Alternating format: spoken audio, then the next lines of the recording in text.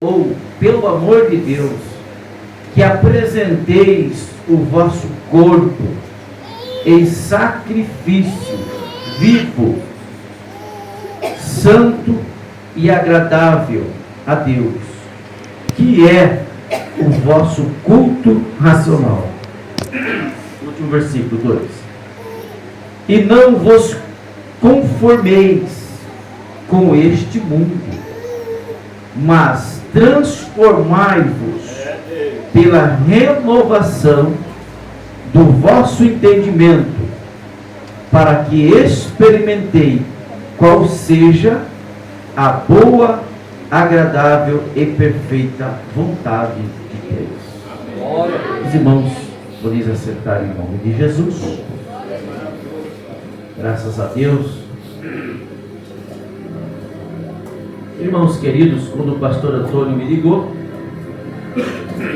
eu não estava aqui na região, nós estávamos lá no norte do Paraná. Até que ele me ligou se tinha disponibilidade. A ele eu falei que não tinha certeza, não foi, pastor Antônio? Mas Deus colocou no meu coração. E Deus confirmou que nós estaríamos aqui essa noite. Amém? Ontem eu estava conversando com um pastor amigo meu, e nós entrando em assuntos de viagens, igrejas, missões, conversando bastante tempo com ele. E eu conversando com ele, que uma agenda para mim, não só pela agenda, porque eu não cobro nada para pregar hoje. Graças a Deus. Desde quando eu prego o Evangelho, eu nunca cobrei um centavo. Muitas das vezes a igreja estendeu as mãos para mim, eu confesso que eu não rejeitei. Mas Deus tem abençoado poderosamente a minha vida, mas não com dinheiro de igreja. Ao contrário, nós temos ajudado a obra do Senhor Jesus. Então, nós conversando ontem, eu falei, eu entrei o pastor, que uma agenda para mim, ela tem muito mais validade, ela tem muito mais valor do que uma viagem qualquer. Eu conversando com ele ontem, e Deus conhece o meu coração. Nós tínhamos como se fosse uma agenda, um trabalho para fazer numa cidade ali perto de Maringá. E já era para nós estarmos lá e não dava certo para ir. Durante o ano, o pastor ligando, o pastor Celso vem, coopera aqui conosco, faz o trabalho, coopera. Aí nós programamos a viagem de final de ano e nós íamos passar direto por aquela cidade. Deus falou fortemente no meu coração: entra nessa cidade, entra. Eu acredito, como um cristão, não só eu, como pregador também, todos nós que servimos a Deus, irmãos. Quem serve a Deus, diga glória a Deus. Glória a Deus. Independente a classe aqui essa noite, a raça, teu nível espiritual, eclesiástico, financeiro, independente a igreja que você congrega.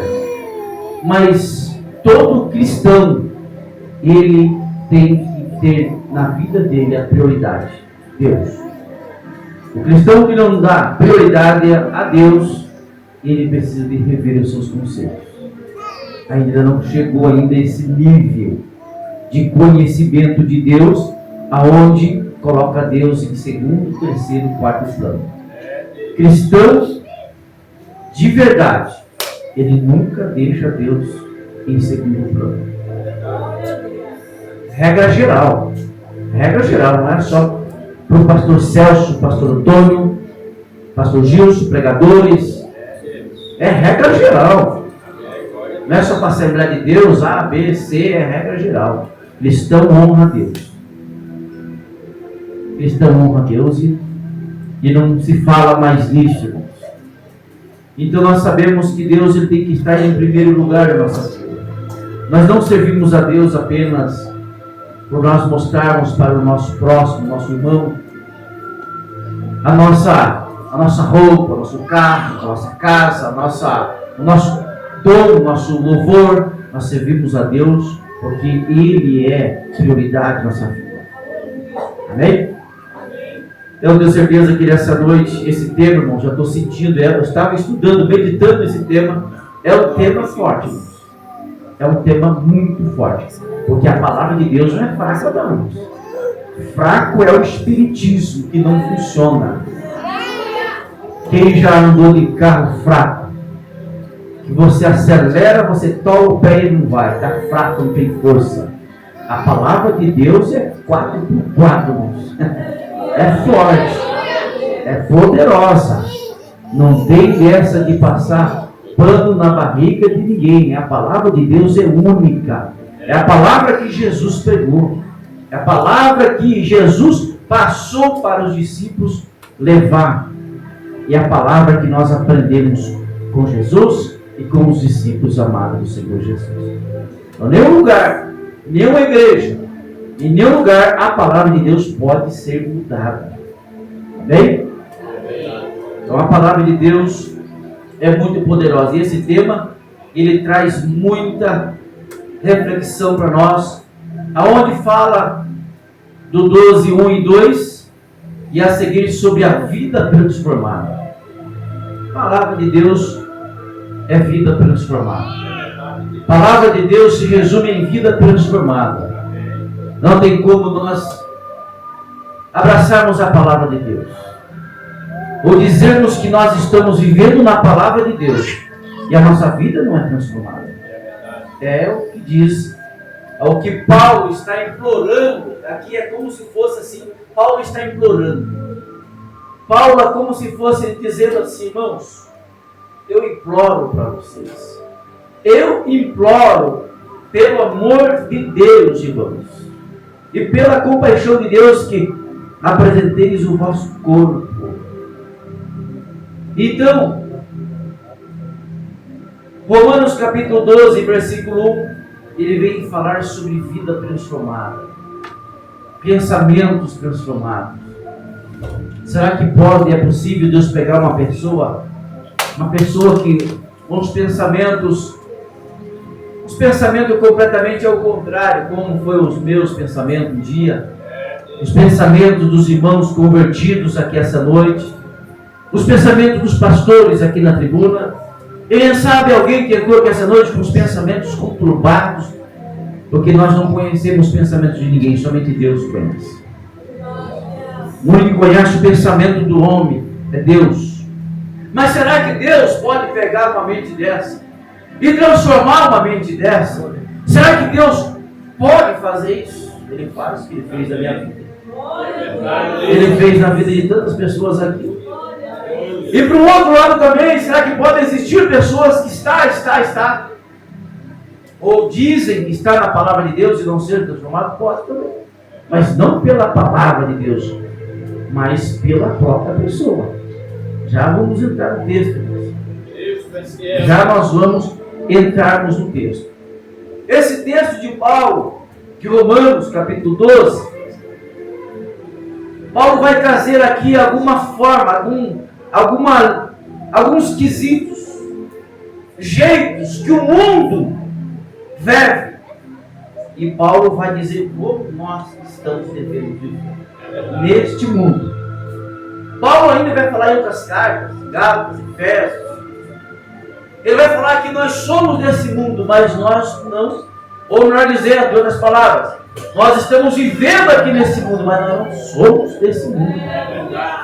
Então, Romanos capítulo 12, Paulo vai trazer para nós como nós vivemos nesse mundo, sem nós se misturarmos com esse mundo.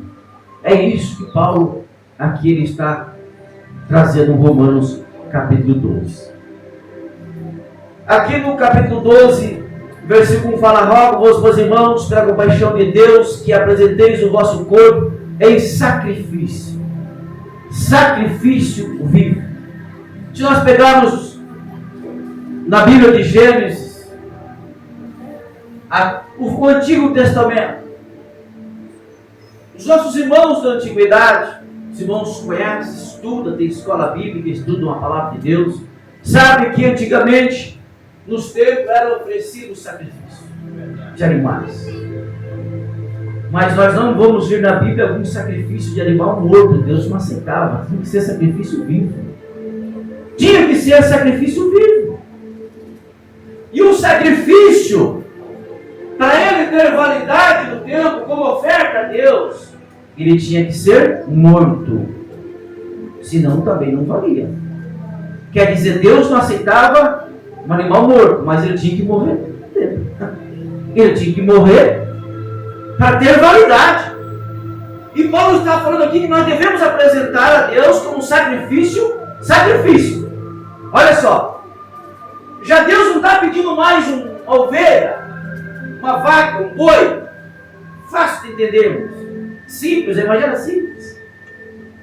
Então Deus aqui não está falando que para trazer um animal racional. Aqui está falando sacrifício vivo, nós, eu, você, nós.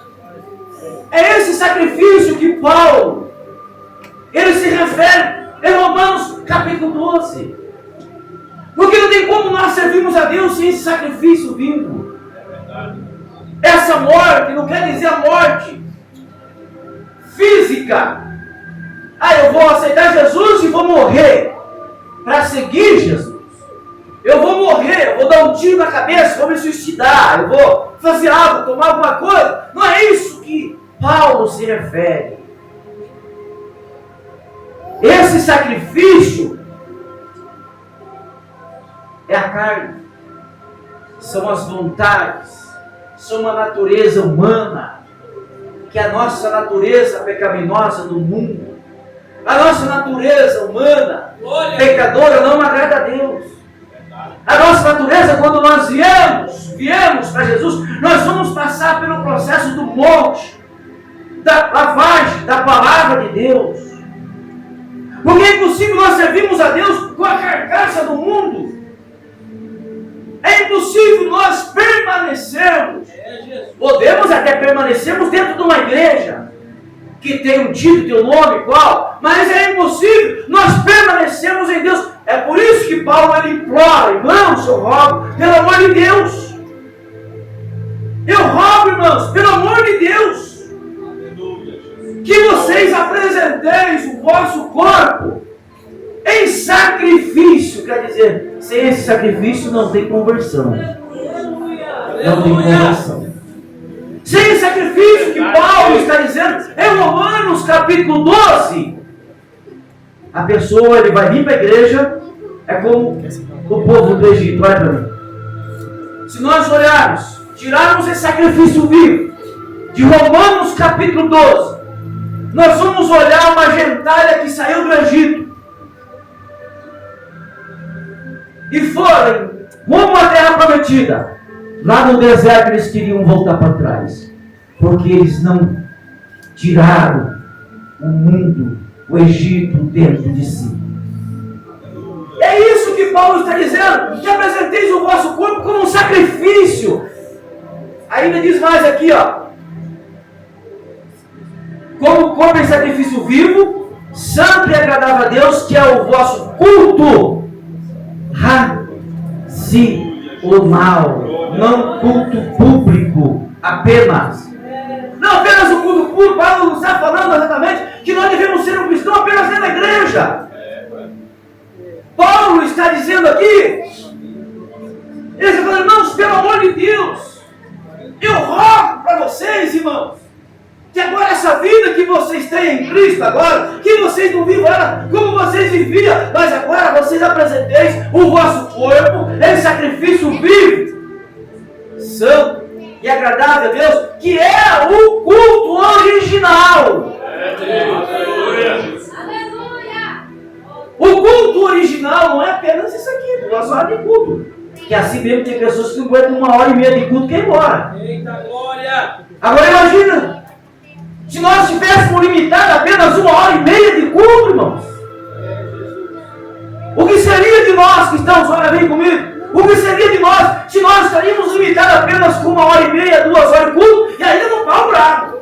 Não via a hora de ir embora assistir uma novela, assistir um WhatsApp, assistir um filme e outras coisas que a carne puxa.